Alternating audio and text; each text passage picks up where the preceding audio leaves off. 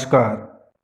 आदर्श शिक्षण संस्थान नागौर द्वारा संचालित ऑनलाइन कक्षा में आप सभी भैया बहनों का हार्दिक स्वागत एवं अभिनंदन है।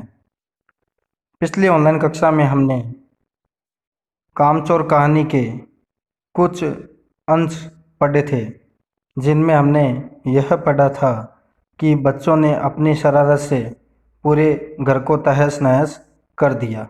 अब इससे आगे हम आज ऑनलाइन कक्षा में पढ़ेंगे। हम लोग कायल हो गए कि सचमुच यह सफाई का काम अपने बस की बात नहीं और न पेड़ों की देखभाल हमसे हो सकती है।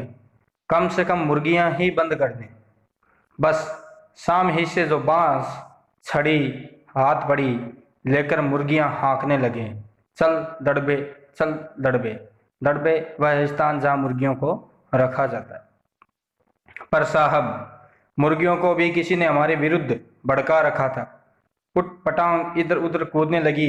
दो मुर्गियां खीर के प्यालों से जिन पर आया चांदी के वर्क लगा रही थी, दौड़ती फड़फड़ाती हुई निकल गई। तूफान गुजरने के बाद पता चला कि प्याले खाली हैं और सारी खीर दीदी के कामदानी के दुपट्टे और ताजे धुले सिर पर लगी हुई है। एक बड़ा सा मुर्गा अम्मा के खुले हुए पानदान में कूद पड़ा और कत्थे चुनने में लुथड़े हुए पंजे लेकर नानी अम्मा की सफेद दूध जैसी चादर पर छापे मारता हुआ निकल गया।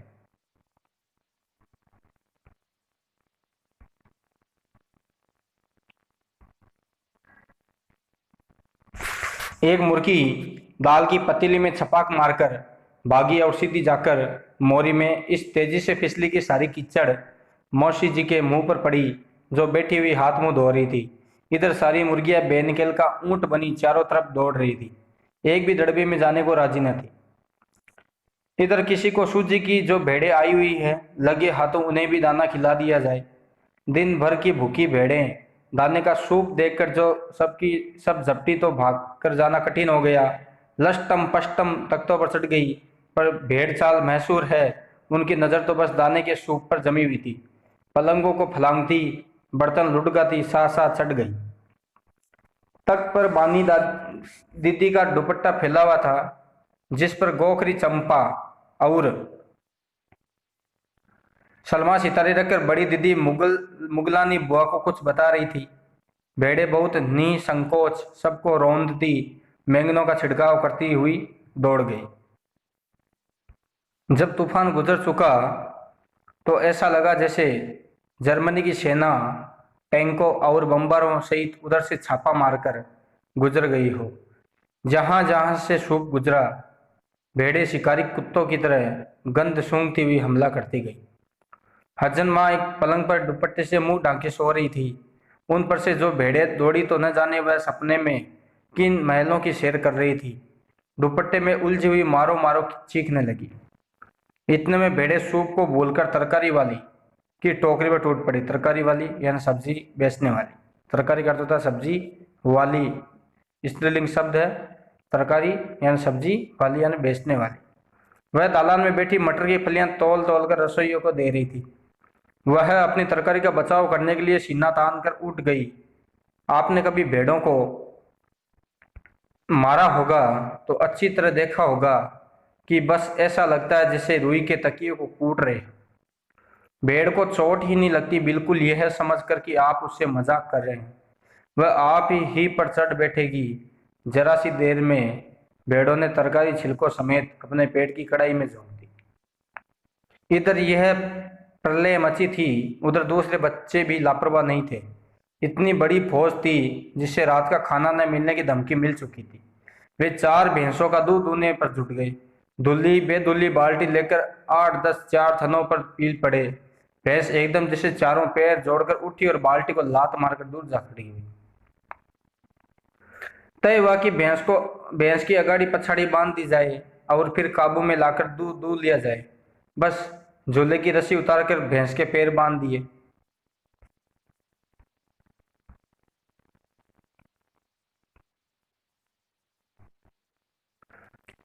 पिछले 2 पैर चाचा जी की चारपाई के पायों से बांध अगले 2 पैरों को बांधने की कोशिश जारी थी कि भैंस चौकन्नी हो।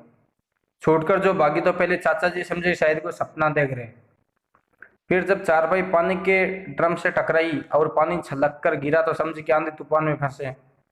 साथ में भूचाल भी आया हुआ है। फिर जल्दी उन्हें असली बात का पता चल गया और वह पलंग की दोनों पट्टियां पकड़े बच्चों को छोड़ देने वालों को बुरा भला सुनाने लगे। यहाँ बड़ा मजा आ रहा था। भैंस भागी जा रही थी और पीछे पीछे चारपाई और उस पर बैठे हुए चाचा जी। ओहो, एक भूल ही हो गई, यानी बछड़ा तो खोला ही नहीं, इसलिए तत्काल बछड़ा भी खोल दिया गया। तीर निशाने पर बैठा और बछड़े की ममता में व्याकुल होकर भैंस ने अपने खुरों को ब्रेक लगा दिए। ब्रेक लगाना, रुक जा। बछड़ा तत्काल जुट गया। धोने वाले गिलास कटोरे लेकर लपके, क्योंकि बाल्टी तो छपाक से गोबर में जा गिरी थी। बछड़ा फिर बागी हो गया, बागी विद्रोही। कुछ दूध जमीन पर और कपड़ों पर गिरा। दो चार धारे गिलास कटोरों पर भी पड़ गई। बाकी बछड़ा पी गया। यह सब कुछ कुछ मिनट के 3/4 में ही हो गए।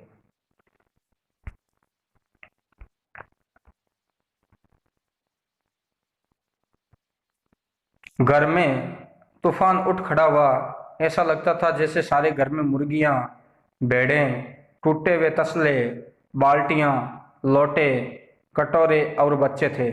बच्चे बाहर किए गए, मुर्गियां बाग में हंकाई गई, मातम सा मनाती तरकारी वाली के आंसू पोंछे गए और अम्मा आगरा जाने के लिए सामान बांधने लगी।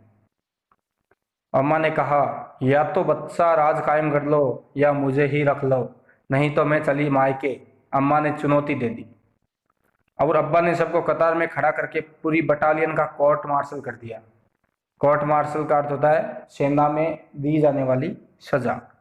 अगर किसी बच्चे ने घर की किसी भी चीज को हाथ लगाया तो बस रात का खाना बंद हो जाएगा। ये लीजिए, इन्हें किसी करवट शांति नहीं। हम लोगों ने भी निश्चय कर लिया कि अब चाहे कुछ भी हो जाए, हिलकर पानी भी नहीं पिएंगे। यह कहानी लेखिका इस्मत चुगताई की थी। यहाँ पे कहानी समाप्त हुई। उसके शब्दार्थ देखते हैं।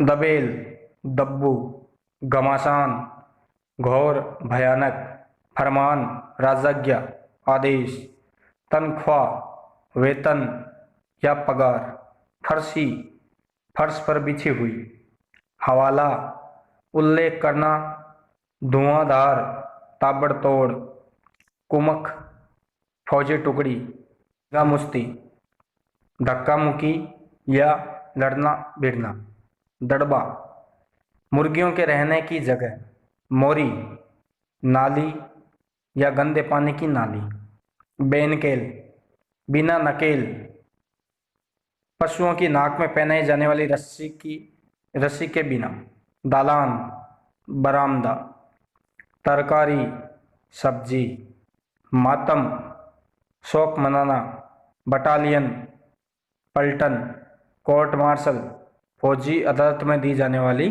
सजा। इस प्रकार से आज की ऑनलाइन कक्षा में पाठ पूरा हुआ। अगली ऑनलाइन कक्षा में हम इस पाठ के प्रश्नोत्तर एवं पाठ के मध्य से प्रश्नोत्तरों के बारे में अध्ययन करेंगे। तब तक के लिए धन्यवाद। नमस्कार।